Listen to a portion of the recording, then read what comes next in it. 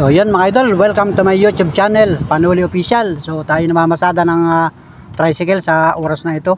At nagpunta tayo dito sa aming pinaparadahan o aming pinipilahan ng tricycle para tayo makakuha ng pasahero.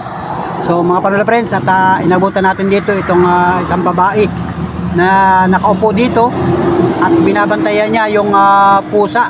Ito'y alam ko pusang gala ito mga idol, dito sa palengke. At ayan, at inaalagaan niya mga idol. So sabihin nyo aking vlog at interview natin yung babae. Grabe.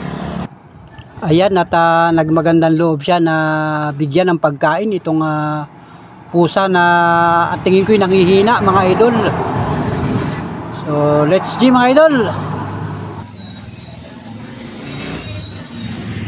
Pinagbigyan ng pagkain. Bumili ka ng pagkain. Ikaw ba'y pet lover? May mga alaga kang ganyan? Ano yung ampunin mo na?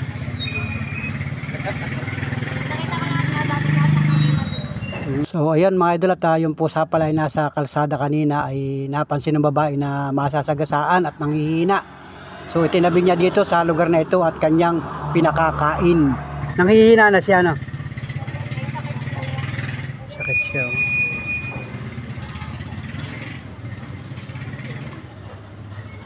Kinakain ba niya? Kanina po eh. Baka po ano yan yung may ano po sa lalaman. Ano po makakain. Ay kailangan niya na ipa-check up dun sa veterinary. Yung doktor ano? Yung po siguro may virus o kayo na isa. Oo. So siya'y gala siya dito. Ako nakita ko po. Nakita mo siya tapos naawa ka sa kanya. Maawain ka pala sa mga pusa, no? Marami ka ding alagang pusa. Ilan yung alaga mo? 7? Ang dami. Ibig sabihin ampon mo lahat. Oo, nagbabaral yan. Ang dami ngayong mga tao na mahilig sa pusa, mahilig sa hayop. Ay yung mga ganyan, mga pusa, aso, ano, ganun. Ano yung mga alaga mo? Puro pusa lahat? Grabe si ate. Nakita ko siya mga idol dito sa paradahan namin. So pinapakain niya yung pusang, ito pusang gala ito eh, no? Gala dito sa palengke. Yun na dito nakatira sa palengke, ano? Nakita ko lang po dyan kanina may dala naman po. Ay. So binabantayan mo talaga siya. Taga saan ka ate? Taga dito ka lang sa palengke?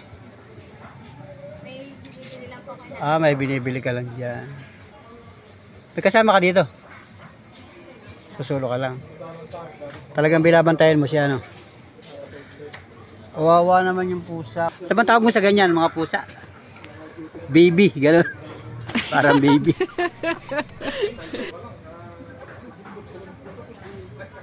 Kawawa naman siya, no? Muning, pusa, anong pangalan mo? Dapat may mga pangalan yan, ano? Yung mga alaga mo, may mga pangalan yan. Lahat sila may pangalan. Yung alaga mo may pangalan din.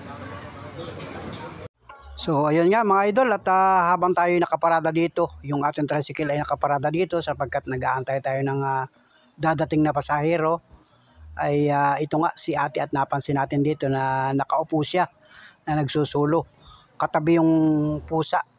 Ito yung pusang gala mga idol, at ito daw kanina ay napansin niya ay masasagasaan. So itinabi niya dito sa bahaging ito ng kalsada, at yan pinapakain niya ang mga idol. So bumili pa daw siya ng pagkain sapagkat ito pa lang si ate ay sanay mag-alaga ng ganitong uri ng mga pusa mga idol. At yan, tinanong ko nga siya kung aampunin niya ay marami na raw siyang ampun na pusa. At ito nga mga idol, mga Panuli friends, na talaga namang masugid niyang binabantayan itong pusa na ito, at panaka-naka ay kumakain mga idol doon sa kanyang ibinigay na pagkain. At itong lugar na ito mga idol ay alam naman natin na ito'y daanan ng mga tao. Ayan, may mga dumadaan dito ng tao. So yan, na-interview natin si ate, at kasi nga ay tayo ay napaparada lang dito at habang tayo nag-aantay ng pasahero. So ang iba pang kaganapan ng mga idol ay hindi ko na maibibideo sapagkat anumang oras ay tayo magkakaroon na ng pasahero at yun, maiiwanan natin siya dito mga idol. So talaga namang kahit yung pusa mga idol ay talaga namang kita yung paglambing doon sa mismong tao na nagpapakain sa kanya. Sapagkat kung iba-ibang tao yan o iba-ibang pusa ay hindi yan basta-basta lumalapit sa mga tao at talagang may pagmamahal sa ganitong uri ng pusang gala mga idol. So yan, salamat kay ate at sa iyong pag-aalaga dun sa mga pusa na ganitong pag-aalaga mga idol. So salamat mga Panuli friends. Thank you. Ano kaya? Lalaki, babae? Lalaki, babae?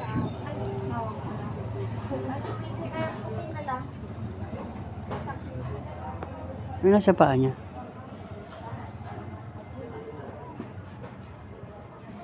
Yun, kawawa naman siya. Ampunin mo na lang yan, makaka-recover yan pag yan nadala mo doon sa inyo. Dami na nga po akong ampun sa bahay. Ha? Inaano ka rin po, ginagamot ko din.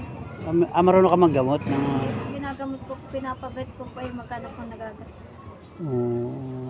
Mahilig ka talaga sa mga ganyan, ano? Marami nga kasi dyan, kahit sa Maynila, ang daming mga ganyan. Inaampon yung iba, yung in-interview doon sa television, nagbabiral siya ngayon. Kasi nakagaling lang ng virus ay hindi ko po kaya. Hindi mo kayang ganyan. Magkano po nagagastos. Kumbaga malala na siya, ano? So kung yun ay alaga mo talaga, ano, mapapagtuunan mo siya ng pansin. Marami. Di pwede ka pala magtayo ng clinic ng ganyan. Kung ikunin mo, anong tawag doon, kakaririn mo na yung pag-alaga ng mga ganyan. Tapos marami na magpapacheck up sa'yo ng mga ganyan, no? Di ba? Oo, dami. Po sa vet po mismo, pag ano po yun. Mga veterinary, ano, sa veterinary clinic. Sa mga hayop, anong ganon. Manggagamot. Bro.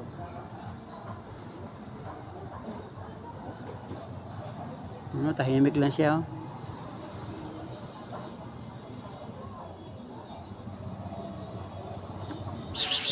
Yung gumagalaw naman siya, oh. Parang nagugulat siya, malakas ang kanyang pakiramdam.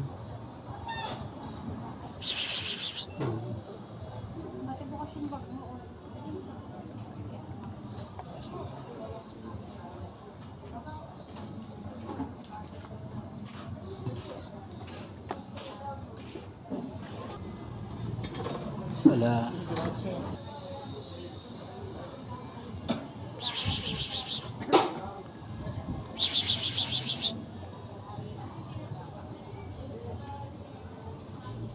Pagka dito ang mga pusa, mabubuhay talaga kasi marami dito pagkain ay. Kaya lang pagka matanda ng ganyan. Malambing kasi yung mga pusa ay makakunya sa tao. Malambing sa tao siya. Kaya lang napakalala ng kwan ngayon, ng mga turok. Ano yung paa niya yun? May sugat? May sugat ang paa niya. Yun, alright mga idol, mga Panuli friends, at muli maraming salamat sa lahat ng mga sumubaybay, tumugay sa aking vlog. At yan po yung ating vlog ngayon. Si ate ay naawa dun sa pusang gala mga idol. So big shout out sa inyo at muli maraming salamat. Thank you!